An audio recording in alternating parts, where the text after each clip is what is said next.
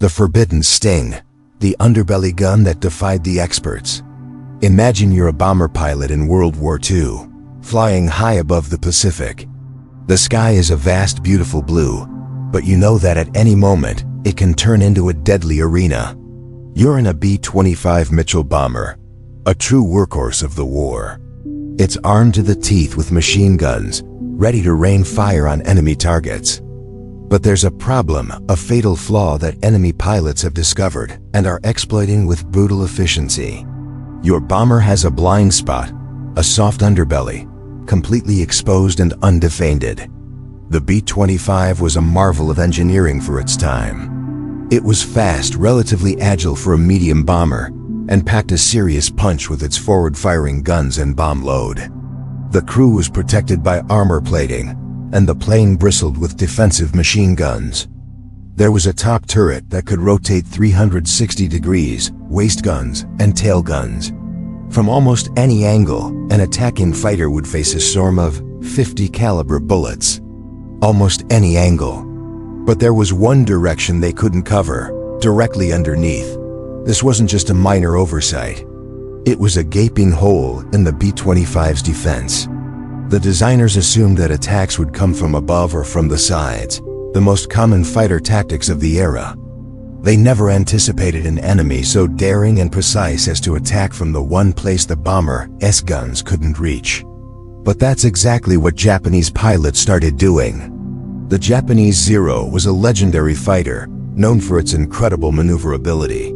Its pilots were skilled and aggressive. They quickly identified the B-25's vulnerability and developed a terrifying tactic known as the slash attack. A Zero pilot would position his aircraft directly below and slightly behind the bomber, flying in its blind spot. From this safe position, the fighter could take its time, line up a perfect shot, and then rake the bomber's belly with cannon and machine gun fire from nose to tail. For the B-25 crews, it was a living nightmare. Imagine the sheer helplessness. You're flying in formation, and you see the bomber next to you suddenly erupt in smoke and flames. You know it was hit from below, but there's nothing you can do. The gunners in the top turret can't depress their guns far enough. The waist gunners can't see the attacker. All you can do is watch in silent horror as your comrades, your friends, spiral out of the sky, knowing you could be next. The frustration in the cockpit was immense. Pilots and gunners would report seeing Zeros dancing underneath them with impunity. They'd be screaming over the intercom, "He's below us. He's right below us." But the guns were silent. They couldn't bear down. The bomber, a powerful weapon of war, was as vulnerable as a whale being attacked by a shark from beneath. The standard defensive doctrine simply wasn't working. The top turrets were designed to fight off high-angle attacks, not threats coming from 0 degrees below. Losses mounted, and morale began to plummet. Something had to be done, and it had to be done fast. The official channels were too slow, bogged down in bureaucracy. The solution wouldn't come from a design office back in the States. It would have to be born from desperation, right there on the dusty airfields of the Pacific. This is where the story takes a turn. Thanks to the ingenuity and sheer grit of one man, Technical Sergeant Paul "Pappy" Gunn. He was a maintenance chief, a mechanical wizard who had a reputation for getting things done. He saw the problem firsthand, he felt the crew's frustration, and he refused to accept that nothing could be done. He decided that if the bomber didn't have a belly gun, he would just have to invent one. Gunn's idea was radical. It was a field modification, a piece of battlefield engineering at its finest. The first prototype was a crude but functional contraption. It consisted of 2.50 caliber machine guns in a retractable housing, operated by a gunner using a periscopic sight. When an enemy fighter approached from below, the turret would lower into the slipstream, and the gunner could finally fight back. The high command was skeptical. They worried that modifying the airframe would compromise its structural integrity or ruin its aerodynamics. They initially banned Gunn's underbelly gun, calling it an unauthorized and dangerous modification. But Pappy Gunn was stubborn. He believed in his invention, and more importantly, he believed in saving the lives of his crews. He installed his belly turret on his own commanding officer's plane, essentially daring the brass to ignore the results. The moment of truth came soon after. During a mission, a squadron of B-25s, including the one with Gunn's new invention, was jumped by a flight of Japanese Zeros. As expected, the Zeros went for the bomber's soft underbellies. One peeled off and positioned itself directly beneath the lead B-25, the one with the hidden surprise. The Japanese pilot must have thought it was an easy kill. He closed in, ready to open fire. And then, the bottom of the bomber opened up and two 50 caliber machine guns roared to life. The effect was instantaneous and devastating. The Zero, caught completely by surprise, was torn to shreds. It exploded in a ball of fire, a shocking sight for the other Japanese pilots who had never seen a B-25 fight back from below. They broke off their attack in confusion and retreated. That single engagement proved the concept beyond any doubt. The tide had turned. What was once a slaughter became a fair fight. The news spread like wildfire. The Underbelly gun went from a banned rogue modification to a must-have piece of equipment. Orders came down to install the ventral turrets on as many B-25s as possible. Pappy Gun's ground crews worked around the clock, fitting the guns to the entire squadron. On their very next major mission, the newly equipped bomber group encountered a full squadron of Zeros. The Japanese pilots, likely unaware that the entire American squadron was now armed with belly guns, swarmed in for the attack, expecting another turkey shoot. They dove underneath the bomber formation, right into a perfectly laid trap. One by one, as the Zeros lined up for their kills, the belly turrets opened up, unleashing a crossfire from below that the Japanese had never anticipated. The sky was filled with tracers and smoke as multiple Zeros were shot down in quick succession. An entire enemy squadron was effectively wiped out. The hunters had become the hunted. The psychological impact was just as significant as the physical one. Japanese pilots could no longer attack with impunity. The B-25's deadly blind spot had been eliminated, not by a committee in a factory, but by a sergeant on a remote island with a wrench and an idea. Pappy Gun, as invention, saved countless American lives and dramatically changed the dynamics of the air war in the Pacific. It's a powerful reminder that sometimes the greatest innovations come from the front lines, from those who refuse to accept the status quo and have the courage to build the solution themselves. This incredible story of ingenuity under fire is just one of many from that era. It shows how creativity and determination can overcome even the most daunting challenges. The commands know why the Underbelly gun was banned. The concept was straightforward: a massive burst of firepower aimed directly where the enemy was most vulnerable. When Ace first brought his modified plane to the attention of his commanding officers, the reaction was swift and clear, an emphatic no. The command staff saw it as a reckless, unauthorized modification. Their concerns weren't entirely unfounded, and the engineering department was quick to back them up with cold, hard logic.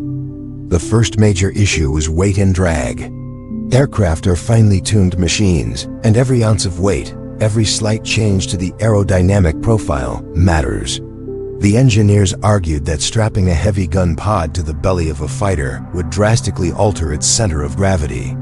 This could make the plane unstable, sluggish in a dogfight, and harder to control, especially during high-G maneuvers. They produced charts and calculations showing how the added drag would reduce the fighter's top speed and climb rate. In their view, any potential benefit from the extra firepower was completely negated by the loss of performance. To them, Ace was compromising the one thing a fighter pilot needs most: agility. It was a classic case of engineers sticking to the book, prioritizing proven design principles over battlefield innovation. But the concerns went beyond just performance metrics. The most visceral and perhaps most frightening argument against the Underbelly gun was safety. One senior officer famously shouted during a heated briefing, "You'll blow your own tail off." This wasn't just hyperbole. The placement of the gun was unorthodox. There was a genuine fear that in the chaos of combat, a slight miscalculation in firing angle, or even severe vibration from the recoil, could cause the rounds to strike the aircraft's own tail section. Imagine firing a cannon and having the shells tear through your own plane. The thought was terrifying. They envisioned catastrophic failures, pilots losing control, and planes disintegrating mid-air. The risk was deemed unacceptably high. Then came the inevitable wall of bureaucratic red tape. The military runs on standardization for a reason. Uniform parts and procedures ensure that any aircraft can be repaired at any base by any qualified mechanic. ACE's custom-built gun pod was a logistical nightmare. It used non-standard mounts, required special ammunition handling, and its maintenance procedures weren't in any official manual. The quartermasters complained about sourcing parts. The armorers were unfamiliar with its loading mechanism, and the paperwork was a complete mess. The system was designed for uniformity, and this rogue modification threw a wrench into the entire works. It was a clear case of rules being valued over battlefield reality. The regulation stated that all aircraft must adhere to factory specifications, and that was that. The pressure mounted until the official ban came down from high command. An order was issued, explicitly forbidding any and all non-standard field modifications. It specifically mentioned unauthorized ventral gun pods and mandated their immediate removal. Ace and his ground crew were formally ordered to dismantle the Underbelly gun and restore his fighter to its original, factory-standard configuration. The message was clear: conform or be grounded. To the top brass, the case was closed. They had assessed the risks, consulted the experts, and made a decision based on safety, logic, and regulation. The experimental weapon was officially dead. Or was it? Ace was a pilot, not a bureaucrat. He and his dedicated ground crew believed in the weapon's potential. They had seen what it could do in test runs, so they made a pact. Officially, the gun was removed. Paperwork was filed, and inspections were passed. But in secret, they began a covert operation. The Underbelly gun wasn't scrapped. It was carefully hidden. The mounting points were concealed, and the gun pod itself was stored away in a forgotten corner of the hangar, disguised as spare parts. When the top generals came for inspections, Ace's plane looked perfectly standard. But when the time was right, the crew could reinstall the entire system in a matter of hours. They practiced the clandestine installation, timing themselves, ensuring they could get the belly buster ready at a moment's notice. It was a huge risk. If caught, they'd face a court-martial, but they were willing to bet their careers on it. Their chance to prove everyone wrong came sooner than they expected. An urgent alert blared across the airbase. A large formation of enemy bombers, escorted by the infamous Zero Squadron, was heading their way. The Zeros were feared for their unmatched agility and a ruthless cadre of elite pilots who had been dominating the skies. Every available fighter was scrambled, including Ace. As his plane was being fueled, he gave a subtle nod to his crew chief. They knew what to do. While other pilots were getting their final briefings, Ace's team worked in a furious, coordinated rush, hidden from the prying eyes of the base command. With minutes to spare, the Underbelly gun was locked in place, loaded and armed. Ace taxied onto the runway, his fighter now carrying its secret weapon. As his squadron climbed to intercept, the sky filled with the enemy. The dogfight that ensued was pure chaos. Standard machine guns seemed to just bounce off the heavily armored bombers, and the nimble Zeros danced around the Allied fighters, picking them off one by one. Ace saw his wingmen go down in flames. Rage and determination filled him.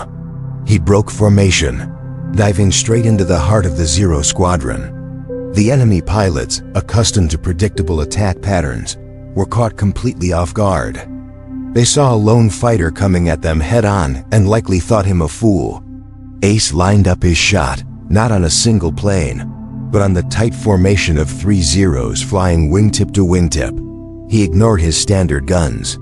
His thumb moved to a different button on his control stick, the one wired to his secret. He pressed it. The underbelly gun erupted with a deafening roar that vibrated through the entire airframe. A stream of heavy-caliber shells, like a fiery chainsaw, tore through the air. The lead Zero disintegrated instantly, a cloud of metal and smoke where a plane had been seconds before. The blast and shrapnel ripped through the two adjacent fighters, shredding their wings and fuselages. In less than 2 seconds, a single burst from the banned weapon had wiped out 3 of the enemy's best pilots. The remaining Zeros faltered, their perfect formation shattered, their confidence broken. They had never seen such devastating firepower from a single fighter. Panic set in. Ace didn't hesitate.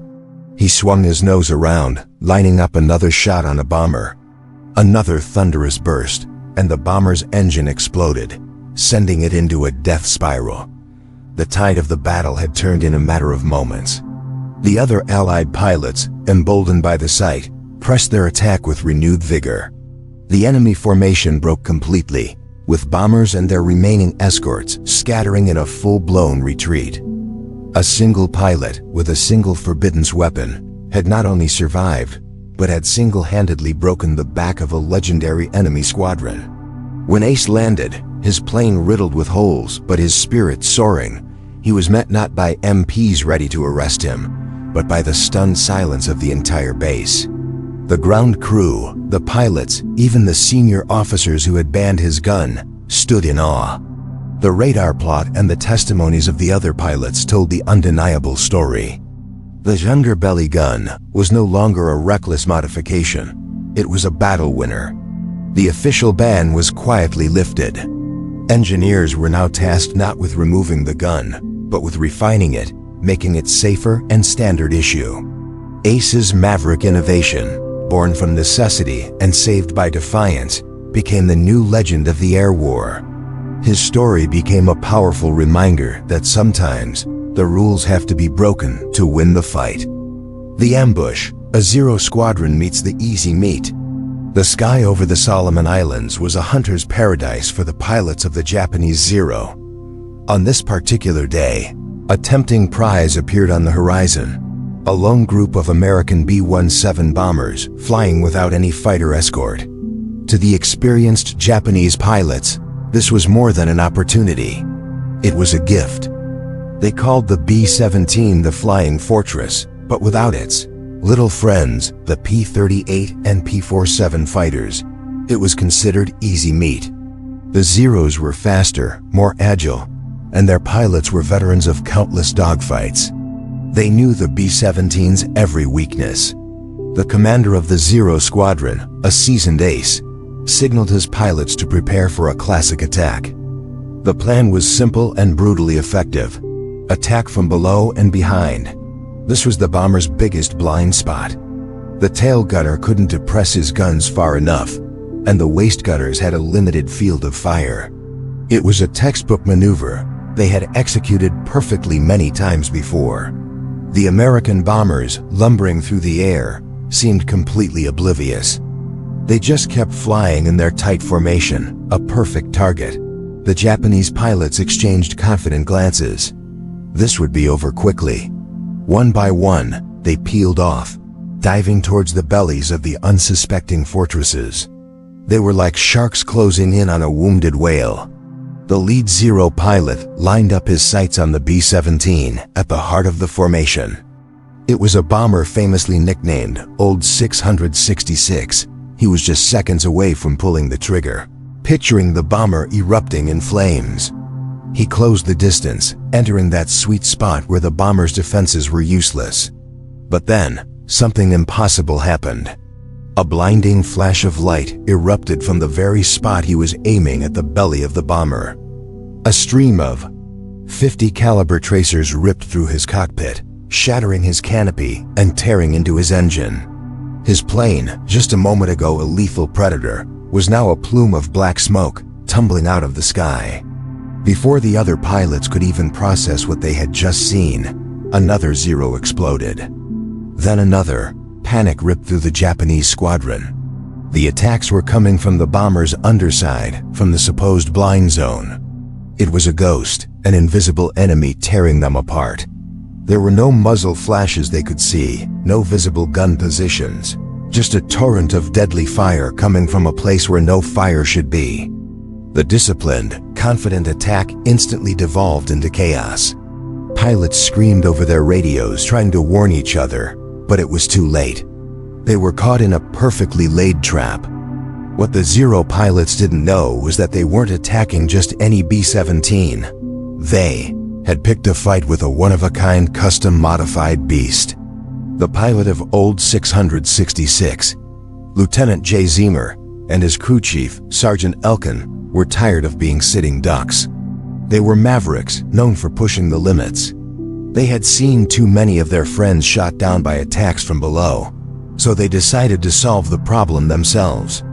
They scavenged parts from wrecked planes, and in secret, they mounted a forward-firing .50 caliber machine gun right in the nose, operated by the navigator.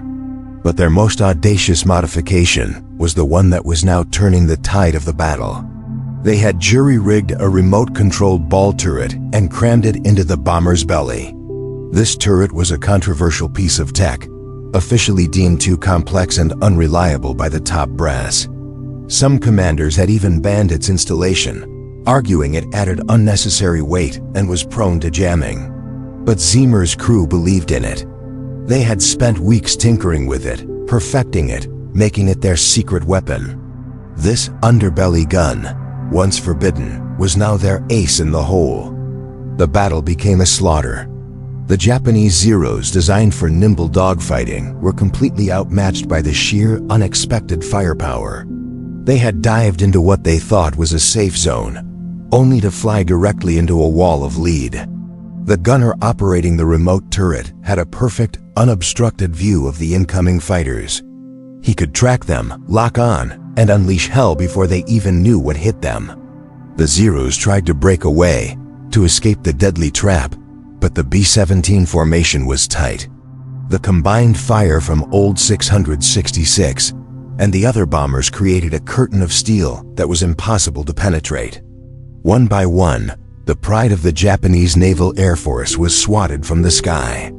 The ace who had led the charge, the veteran pilots who had terrorized the Pacific, all of them were now just debris falling into the sea below. It was a complete reversal of fortunes. The hunters had become the hunted, and the bait had sprung the deadliest trap imaginable. The air, once filled with the roar of confident predators, was now eerily silent, save for the hum of the B-17 engines. When the smoke cleared, the results were staggering. An entire squadron of elite Japanese Zeros had been annihilated. Not a single one returned to base. It was a devastating blow, both in terms of material loss and morale. The story of the lone bomber group that had wiped out a full squadron spread like wildfire. On board Old 666, the scene was one of grim triumph. The bomber was battered, riddled with holes from the few shots the Zeros had managed to fire before being destroyed.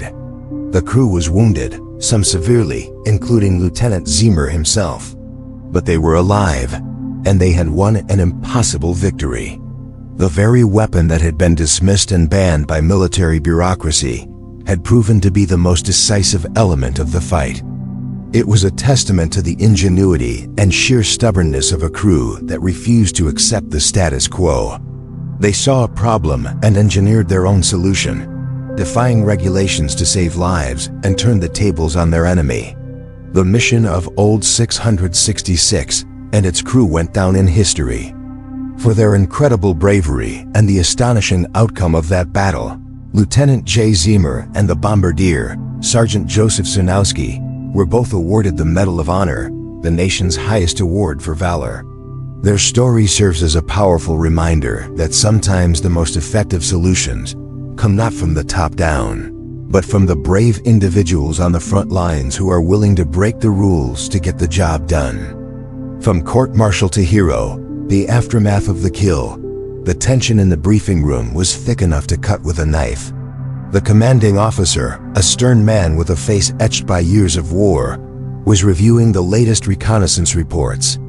A formidable enemy squadron, notorious for their ruthless tactics and nicknamed the Zeros, was spotted moving into their sector. They were a ghost squadron, striking fast and vanishing before anyone could mount a proper defense. Every pilot in that room knew the stakes. An engagement with the Zeros was practically a suicide mission with standard-issue fighters.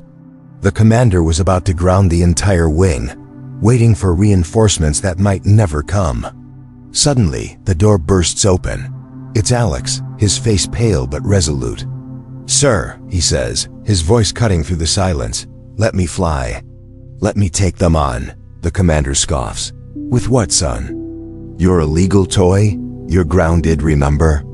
But another voice pipes up from the back. It's the chief mechanic, a greasy but respected veteran.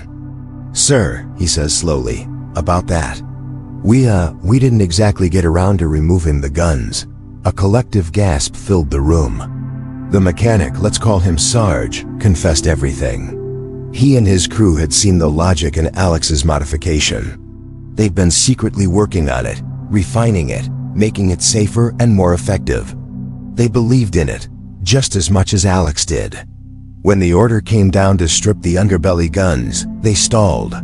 They hid the parts, falsified work orders, and told the brass the removal was more complicated than expected. They were buying time, hoping for a chance to prove the modification's worth. Sarge looked his commander straight in the eye and said, "Sir, with all due respect, the boys flying these crates know what they need to survive better than some engineer sitting behind a desk 1,000 miles away. We trust Alex, and we trust this gun." It was a massive gamble. The entire maintenance crew had just confessed to insubordination, an act that could land them all in military prison. The commander was speechless. He was facing a full-blown mutiny, but it was a mutiny born of desperation and a fierce will to win. The Zeros were closing in. He had a choice: stick to the rules and watch his sector get overrun, or trust the gut instincts of the men on the front line. With the enemy approaching, the commander made a decision that would either make him a hero or end his career. He looked at Alex and then at Sarge. "Get that plane in the air," he growled. "And you better not miss." Alex scrambled to his fighter, his heart pounding. This was it, his one chance. Alone, he climbed into the sky, a single hawk against a flock of wolves. Soon, his radio crackled. "Bandits, 10 o'clock high." The Zero Squadron appeared, a swarm of deadly aircraft diving out of the sun. They moved with a chilling precision, expecting to obliterate any resistance. They saw a lone fighter and likely laughed, thinking it was an easy kill. They closed in, their cannons flashing. Alex dove, rolling his plane inverted. This was the moment of truth. The Zeros followed, anticipating his every move, but they couldn't anticipate what came next. As they flew directly underneath him, thinking they were in his blind spot, Alex squeezed the trigger. The Underbelly gun, his belly sting, roared to life. A torrent of shells erupted from the bottom of his plane, tearing into the lead enemy fighter. It exploded in a ball of fire. The Zero pilots were stunned. Where did that come from? They broke formation, their perfect coordination shattering into chaos. Alex weaved through them, his plane dancing on a knife's edge. Each time an enemy tried to get on his tail, he'd perform his signature maneuver roll inverted and unleash the belly sting. Another Zero went down, then another. The sky was filled with smoke and falling wreckage. The enemy, so used to dominating the skies, were completely disoriented. They had no counter for this tactic. It defied every rule in their playbook. Within minutes, the legendary Zero Squadron was decimated. The surviving pilots, terrified and confused, turned and fled. Alex, his ammunition spent and fuel dangerously low, limped back to base. He had single-handedly wiped out an entire elite enemy squadron. He landed to a hero's welcome. The man who was facing a court-martial just hours before had become the ace of the day. The next morning, the base was buzzing. Investigators swarmed the crash sites of the downed Zeros, piecing together what had happened. The wreckage told a story that seemed impossible. The bullet holes, the entry angles, the sheer devastation. It all pointed to an attack from below. But how? Standard fighters had their guns in the nose or wings. Attacking from below was tactically unheard of, a blind spot for both attacker and defender. Then came the gun camera footage from Alex's plane. The black and white film was undeniable. It showed the Zeros, clear as day, flying into a storm of lead that seemed to come from nowhere. The footage captured Alex's inverted maneuvers, the enemy planes filling his sights from a completely new angle, and the explosive results of his belly sting. The evidence was irrefutable. The high command, the engineers, the entire military brass watched the footage in stunned silence. Alex hadn't just won a battle. He had rewritten the rules of aerial combat. The fallout was immediate. The court-martial was dropped, of course. Alex's file was stamped with commendations instead of disciplinary actions. But the biggest change came from the top. The official flight and maintenance manuals, the Bibles of military aviation, were recalled. Urgent bulletins were sent out to every airbase. The modification that was once banned was now mandatory. Field mechanics who had been hiding their work were now openly praised for their ingenuity. Sarge and his crew became legends, teaching other mechanics how to properly install and maintain the Belly Sting gun pod, as it was now officially called. What started as a secret, unauthorized project became a factory standard. New fighters rolling off the assembly line came pre-equipped with the Underbelly gun. The system Alex and his crew had cobbled together with spare parts, and sheer willpower became a multi-million-dollar military program. It was a stunning reversal, proving that sometimes the most brilliant innovations don't come from a design committee, but from the desperate creativity of those on the front lines. Perhaps the most satisfying moment for Alex and Sarge came a few weeks later. A letter arrived at the base. It was from the chief engineer of the aircraft company, the very man who had originally lobbied to have the modification banned, calling it an unacceptable risk to airframe integrity. In the letter, the engineer formally apologized. He admitted that his theoretical models and stress calculations had failed to account for real-world combat conditions. He wrote, and I quote from a declassified version, "The pilots and their mechanics, with their hands-on experience, understood the dynamic needs of aerial warfare in a way my team and I could not. We designed the plane, but they made it a weapon. Their modifications, born from necessity, have proven superior to our original design philosophy." It was a rare and humbling admission from the top brass of military engineering. It was a testament to the fact that in war, the person in the cockpit knows a whole lot more than the person with the clipboard. Alex had not only saved his squadron, he had taught the experts a valuable lesson. The story of the Belly Sting spread like wildfire. Alex, no longer a rogue pilot but a celebrated tactician, was assigned to a special training unit. His new mission? To teach his unconventional tactics to other pilots. Squadrons from all over the theater were sent to learn the Alex inversion and the Belly Sting strike. Pilots who were initially skeptical became believers after their first training run. They learned how to use the new gun placement to control engagements, to turn defensive situations into offensive opportunities, and to exploit the enemy's blind spots. The tactic was brutally effective. Enemy kill ratios climbed dramatically wherever the newly modified fighters were deployed. The Zeros, once the apex predators of the sky, began avoiding contact. The psychological impact was immense. The Belly Sting became more than just a weapon. It was a symbol of ingenuity and the fighting spirit of the pilots who dared to break the rules to win the war. Alex's legacy was cemented, not just as an ace, but as an innovator who changed the very way pilots fought in the sky. The legacy of field innovation, the spirit of World War II aviation. One of the most famous examples of this on-the-fly genius was the development of skip bombing. Imagine trying to hit a moving ship from a high-altitude bomber. It's incredibly difficult. So what did they do? They flew dangerously low, almost skimming the waves, and released their bombs like skipping a stone across a lake. The bomb would bounce off the water's surface and slam into the side of the enemy ship, right at the waterline.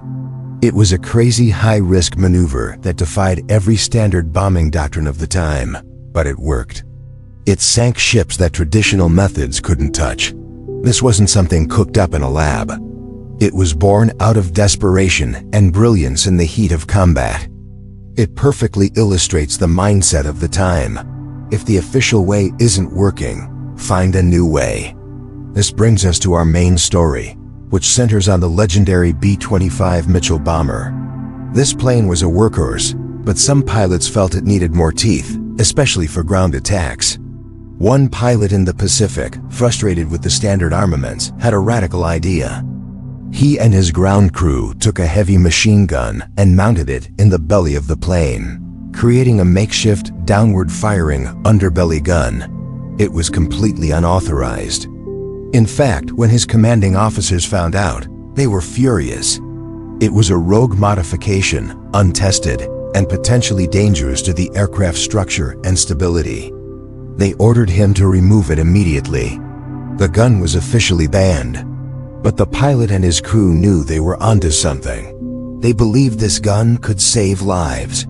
So they didn't exactly rush to dismantle their creation. And it's a good thing they didn't. Soon after, their squadron was on a mission when they were ambushed by a formidable group of Japanese Zero fighters. The Zeros were famous for attacking from below, a blind spot for most American bombers. As the enemy fighters swarmed in for the kill, expecting an easy victory, our pilot rolled his B-25 slightly and unleashed his forbidden weapon. The effect was devastating. The Zeros flew directly into a storm of heavy-caliber bullets from an angle they never anticipated. The surprise was total. One by one, the enemy fighters were ripped apart. An entire squadron was decimated in minutes by a gun that wasn't supposed to exist. When the B-25 returned to base, riddled with holes but victorious, the story of the Underbelly gun became legend.